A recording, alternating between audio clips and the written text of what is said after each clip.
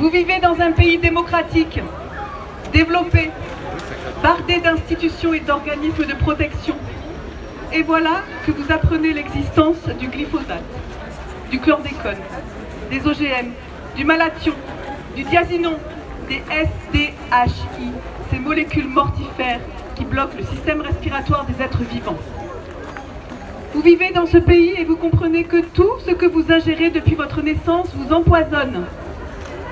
Des pesticides qui, sans que vous l'ayez su, sont partout, sur 80% des surfaces de blé, sur l'orge, les arbres fruitiers, les tomates, les semences, les pommes de terre, les terrains de foot, les vignes, la rosée du matin, l'estomac des abeilles, le sang de nos enfants, le cordon ombilical des nouveau-nés. Les pesticides sont des poisons qui détruisent tout ce qui est vivant. Ils sont une tragédie pour la santé. Ils provoquent des cancers, des maladies de Parkinson, des infertilités, des malformations à la naissance. Ils défigurent la nature. La liste est trop longue. L'exposition aux pesticides et fongicides est sous-estimée par un système devenu fou. Quand un pesticide est interdit, 10 autres prennent sa place. Il y en a des milliers. Nous exigeons protection. Nous exigeons de nos gouvernants l'interdiction de tous les pesticides de synthèse en France et des mesures concrètes, effectives pour l'urgence climatique. Assez de discours, des actes. Des actes donc.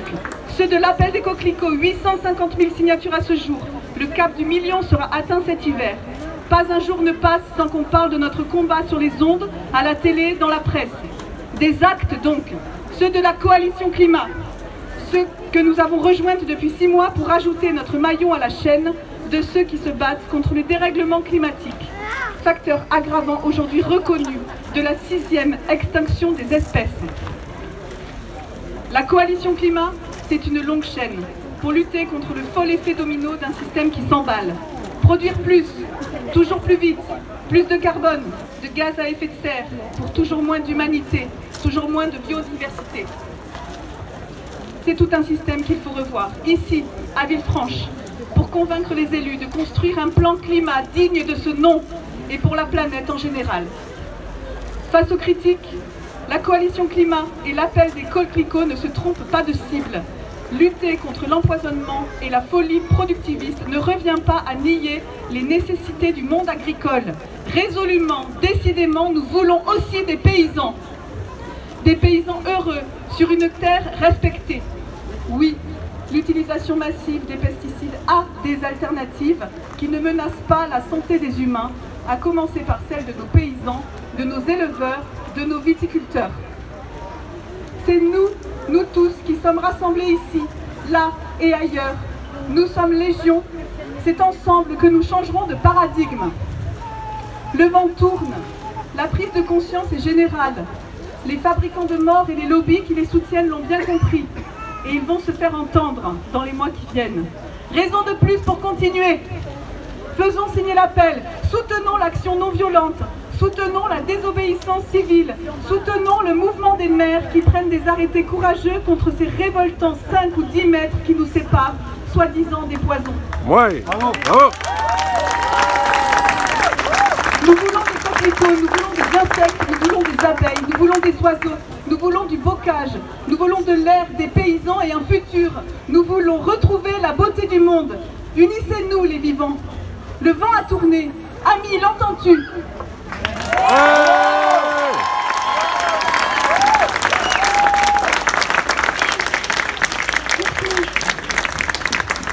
Merci à vous. Plus tard, il sera trop tard. De nouvelles études scientifiques révélées en début de semaine nous confirment que sans réduction massive et immédiate de nos émissions de gaz à effet de serre, nous allons vers un scénario du pire avec un réchauffement climatique de plus 7 degrés en 2100. Les conséquences en sont inimaginables et elles auront lieu demain avec une hausse de 2% d'ici 2040 en raison de l'inertie du système. Tenons-nous à nos enfants, tenons-nous à notre propre avenir.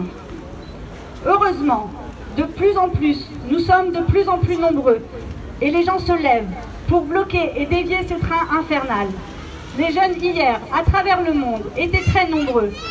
100 000 à Melbourne, 100 000 aussi à New Delhi, 1 000 aussi à Sydney, merci. Et puis il y avait aussi à côté de chez nous en Allemagne et près de 10 000 personnes à Paris et à Lyon.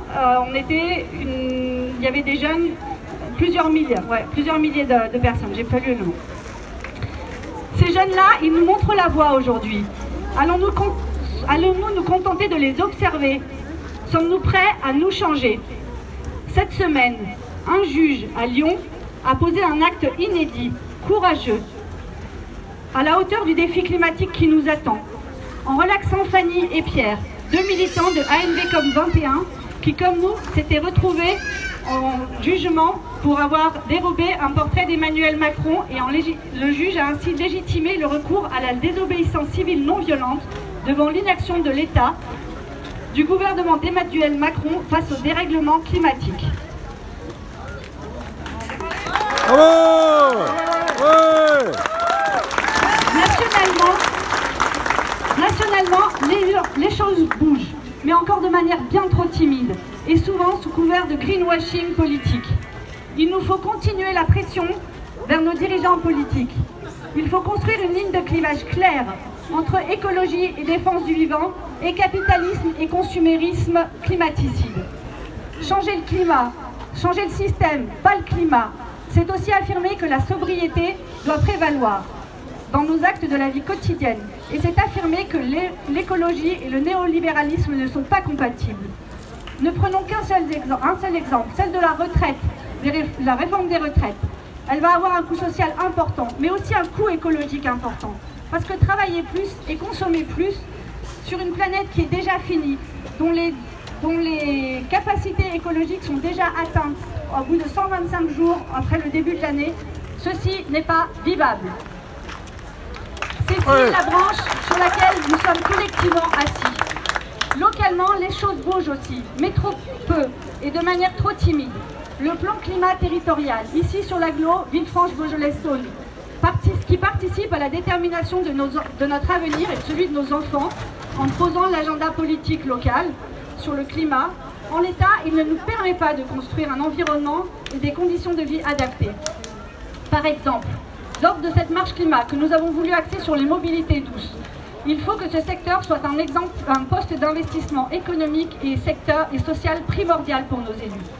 Des alternatives à la voiture sont possibles et doivent être mises en œuvre maintenant. Les échéances électorales se profitent, alors nous serons là pour mettre la pression à tout niveau, maintenant plus que jamais. Et nous continuerons à mener des actions de désobéissance civile et à décrocher Macron, car lui et son gouvernement décrochent des Alors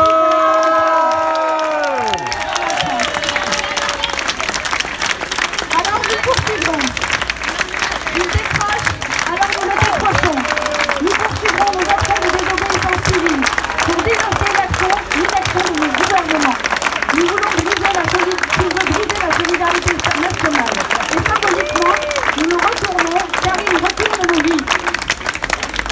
Il y a 15 jours, à la barre du tribunal de Lyon, Cécile Duflot, ancienne ministre, témoignait que de vrais actes politiques pouvaient être faits en faveur du climat.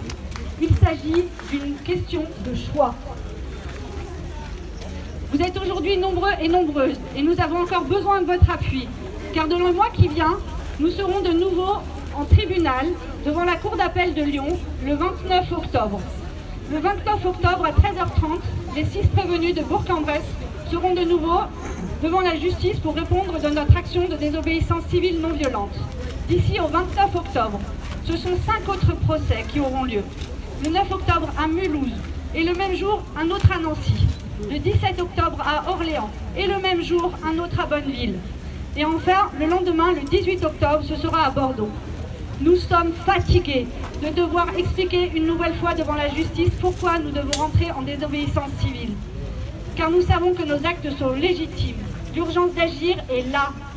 Ce ne sont pas les citoyens engagés dans l'action climatique qu'il faut condamner, mais ce sont nos dirigeants coupables de nous mettre en danger maintenant et demain pour l'avenir de nos enfants. Alors ne nous regardez pas, rejoignez-nous. Bravo! Bravo!